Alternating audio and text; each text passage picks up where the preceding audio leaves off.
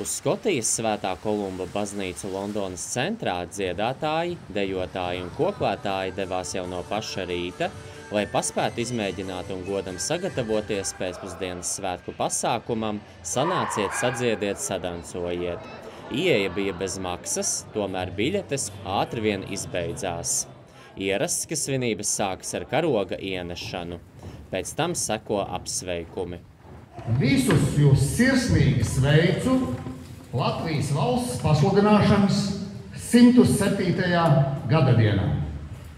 Lai šis ir priecīgs laiks jums un jūsu tuvajiem.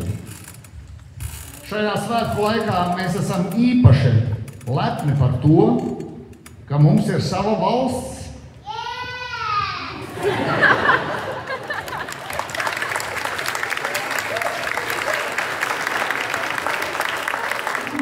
Ka katram mums ir savi iemesli mīlēt Latviju.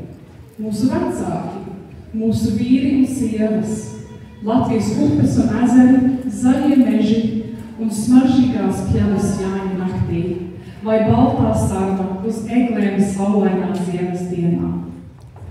Koncertu atklāja Londonas latviešu skolas audzēkņi ar speciāli sagatavotu dzejoli un turpināja Londonas deju kolektīvi Jautrais pāris, Salinieki, Londona dejo, folkloras kopa Kokļu zapte, kā arī viena no galvenajiem koncerta organizatoriem Londonas latviešu koris. Pēc koncerta, dejotājiem piepalīdzot, grupas dzied un spēlē amatnieku mūzikas pavadījumā, jebkurš varēja iemēģināt latviešu tautas deju soļus.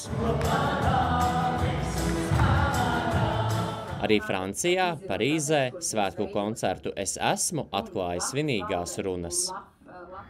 Latvija ir daļa no Eiropas vērtību un kultūras telpas. Piederība Eiropai nozīmē brīvībā balstītu attīstību.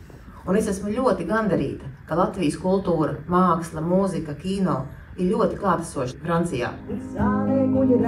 Latvijas mūzika bija klātesoša vārda tiešā nozīmē, jo klausītājiem bija iespēja baudīt Ances Krauzes uzstāšanos kopā ar mūziķiem un Parīzes kori Latve.